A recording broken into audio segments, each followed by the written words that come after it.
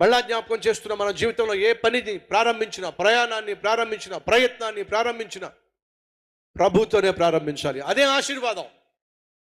Alpha ఆయనే, omega ఆయనే, ఆదియు ఆయనే, అంతము ఆయనే. ఆయనతోనే మన దినాన్ని ప్రారంభించాలి, ఆయనతోనే మన పనులను ప్రారంభించాలి, ప్రయత్నాలను ప్రారంభించాలి, ప్రయాణాన్ని ప్రారంభించాలి. అదే నెహెమ్యా చేసింది. ఒక్కొక్క గుమ్మాన్ని చాలా చక్కగా చాకచక్యంగా కట్టుకుంటూ నిర్మించుకుంటూ వచ్చేసాడు. ఇక రెండు గుమ్మాలు మిగిలిన. దాంట్లో ఒకటి ఏమిటంటే తూర్పు గుమ్మము, మరొకటి ఏంటంటే మిప్కాదు గుమ్మము. అక్కడికి వచ్చాము ఇందాక. ఆ 2 గుమ్మాల గురించి త్వరగా మీతో పంచుకొని ఆ తర్వాత మన గుమ్మాలు తెరుస్తారు, ఎవరికాలు ఇంటికి వెళ్ళిపోవచ్చు. రండి 3వ అధ్యాయం 29వ వచనము. వారిని ఆనుకొని తన ఇంటికి ఎదురుగా ఇమ్మేరు కుమారుడైన సాదోకు బాగు చేసెను. అతనిని ఆనుకొని తూర్పు ద్వారమును కాయు షెకన్య కుమారుడైన షమయ బాగు చేసెను. తూర్పు ద్వారము.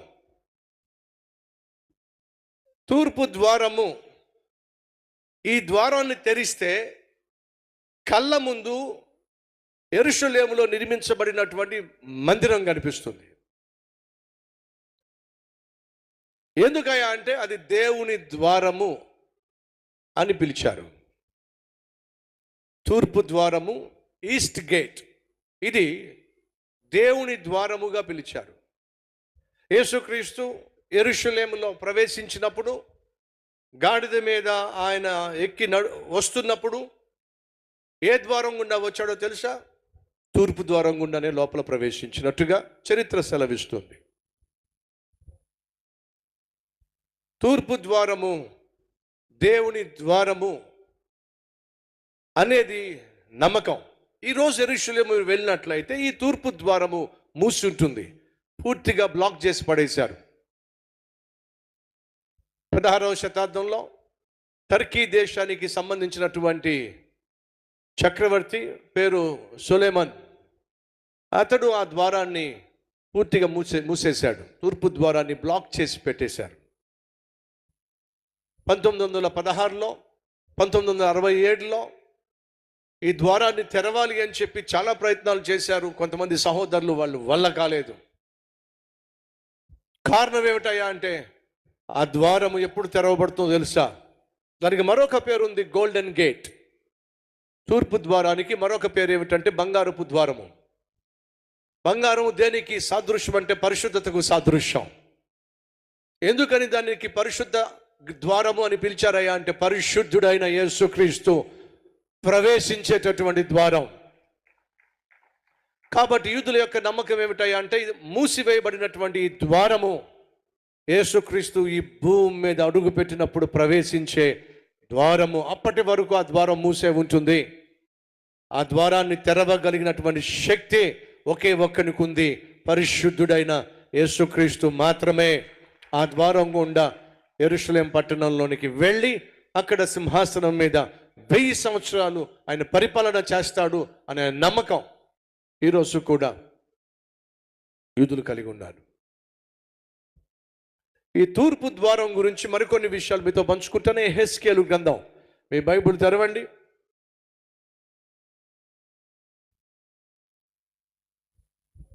10వ అధ్యాయము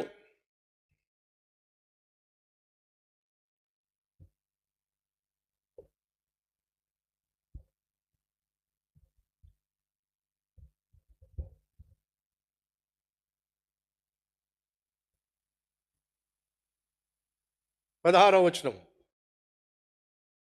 యెహెజ్కేలు 10వ అధ్యాయము 16వ వచనము. కెరూబులు జరుగగా చక్రములను వాటి ప్రక్కకు జరిగెను.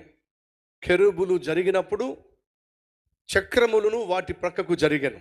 కెరూబులు నేల నుండి లేవవలెనని రెక్కలు చాపగా ఆ చక్రములు వాటి యొద్ద నుండి తొలగలేదు. జీవులకున్న ప్రాకారము, జీవులకున్న ప్రాణము చక్రములో ఉండెను గనుక అవి నిలువుగా ఇవియు నిలిచెను. అవి నిలువగా ఇవియును నిలిచెను.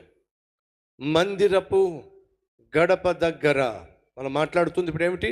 యెహోవా మహిమ మందిరపు గడప దగ్గర నుండి బయలుదేరి కెరూబులకు పైతట్టున నిలువగా, కెరూబులు రెక్కల చాచి నేను చూచుచూ ఉండగా నేల నుండి పైకి లేచెను. అవి లేవగా చక్రములు వాటితో కూడా లేచెను. అవి యెహోవా మందిరపు తూర్పు ద్వారమునకు వచ్చి దిగి అక్కడ నిలువగా ఇశ్రాయేలీయుల దేవుని మహిమ వాటికి పైగా నిలిచెను. ఏ ద్వారం దగ్గరట? తూర్పు ద్వారము దగ్గర దేవుని మహిమ వారు చూశారు. తూర్పు ద్వారము అది దేవుడు ప్రవేశించే ద్వారము, దేవుని సన్నిధికి సాదృశ్యము. 11వ అధ్యాయము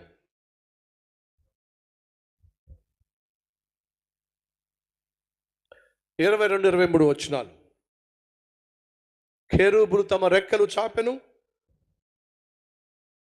చక్రములు వాటి ప్రక్క నుండెను. అంతలో ఇశ్రాయేలీయుల దేవుని మహిమ వాటికి పైగా ఉండెను. మరియు యెహోవా మహిమ పట్టణములో నుండి పైకెక్కి పట్టణపు తూర్పు దిశనున్న కొండకు పైగా నిలిచెను. తూర్పు దిశ, తూర్పు దిక్కు. తూర్పు దిక్కు అది దేవుని దిక్కు. తెలుసా మీకు? తూర్పు దిక్కు అది దేవుని దిక్కు.